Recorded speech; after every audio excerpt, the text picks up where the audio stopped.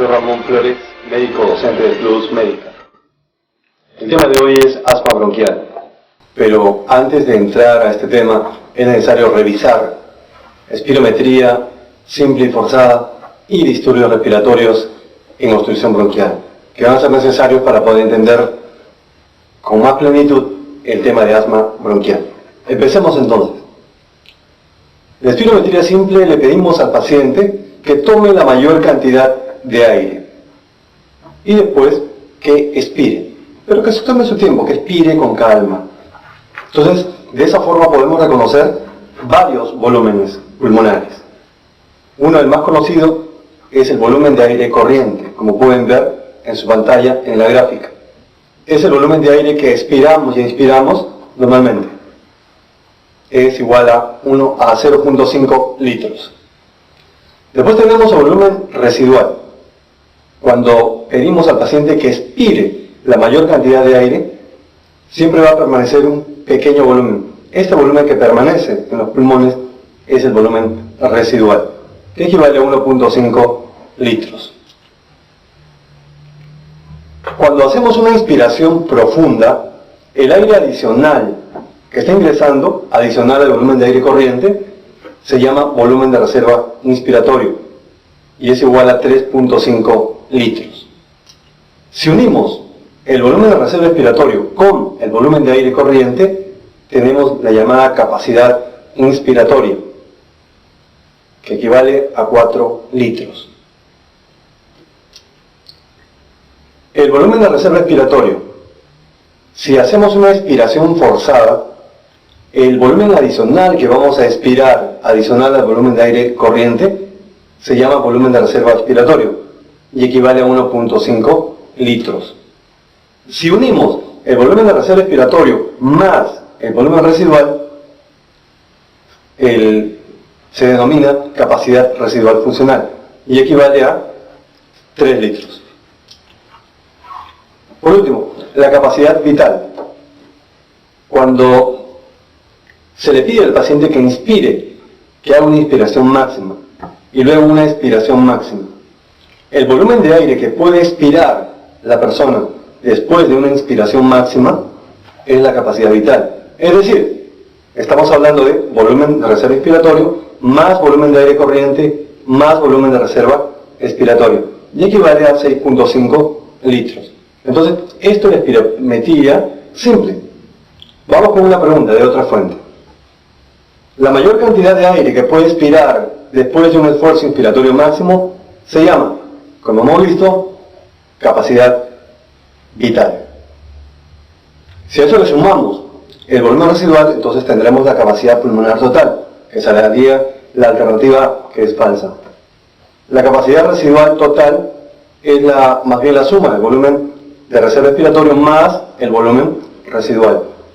El volumen de reserva expiratorio, como hemos dicho, es el aire adicional que se va a expirar en una inspiración forzada.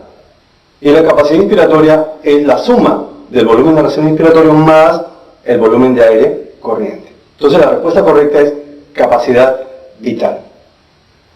Ahora pasemos a espirometría forzada. Esto ya es un poquito más complejo. En este caso se le pide al paciente que tome la mayor cantidad de aire, que haga una inspiración máxima. Y después se le dice que expire, pero ya no que no se tome su tiempo, sino que expire lo más rápidamente que pueda.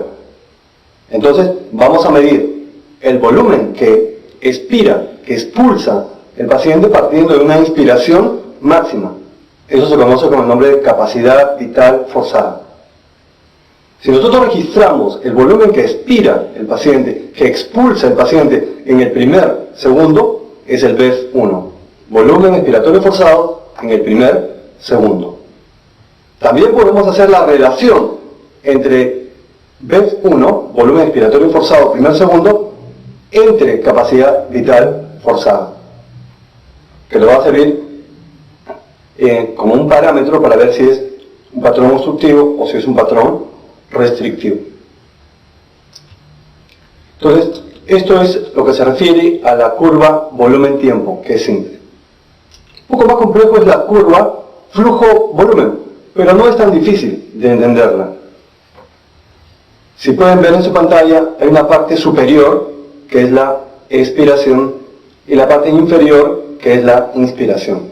Entonces, vamos a empezar por la parte inferior. Y tal como la flecha lo señala, de derecha a izquierda.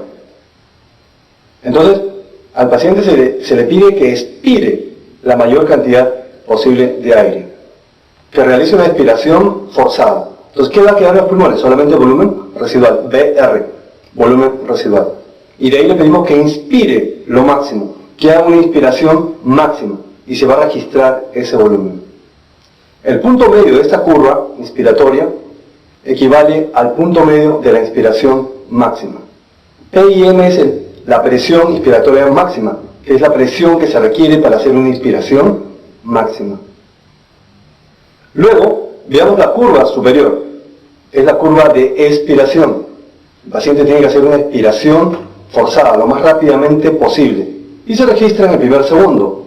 Eso es el BF1, que equivale al flujo expiratorio máximo. Y de ahí va disminuyendo, como pueden ver en la pendiente, va disminuyendo la expiración. Entonces es la curva normal, flujo-volumen.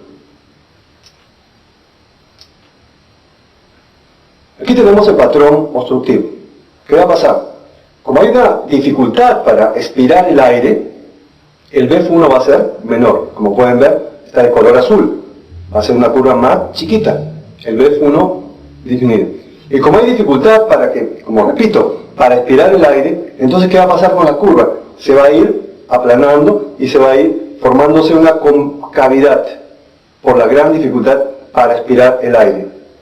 Entonces, esto se conoce como la curva en forma de cuchara.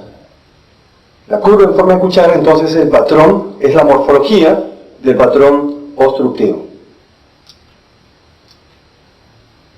En resumen, el patrón obstructivo, ¿qué es lo que vamos a tener? La capacidad pulmonar total o está normal o está aumentada. El volumen residual evidentemente va a estar incrementado. El BF1, volumen en primer segundo, que normalmente su valor normal es más de 80%, aquí va a estar disminuido. La relación BF1 entre capacidad vital forzada, que el valor normal es más del 70%, aquí también va a estar disminuido. Y la presión inspiratoria máxima y presión expiratoria máxima, ambos van a estar normales. Sigamos. Luego vamos a hablar del flujo expiratorio forzado. Flujo expiratorio forzado.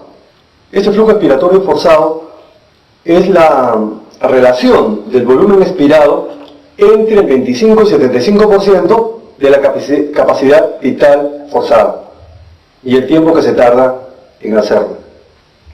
Este flujo expiratorio forzado 25-75% nos va a decir cómo están las vías bronquiales pequeñas, menores de 2 milímetros. Es más, el flujo expiratorio forzado es el indicador más precoz, eso puede ser pregunta de examen, del patrón obstructivo. Un dato adicional. Hemos hablado de vías menores de 2 milímetros, porque después, cuando hablemos de tratamiento, hay algunos broncodilatadores que actúan en ambos, tanto en las vías menores o mayores de 2 milímetros, y otros que solamente van a actuar en las vías menores de 2 milímetros. Si vemos las vías de conducción, las vías menores de 2 milímetros aparecen en la división 9. Además, hay otros hitos de las vías respiratorias. La zona de transición, donde empiezan los bronquiolos respiratorios, es la división 16. Los conductos alveolares empiezan en la división 20, mientras que los sacos alveolares en la división 22.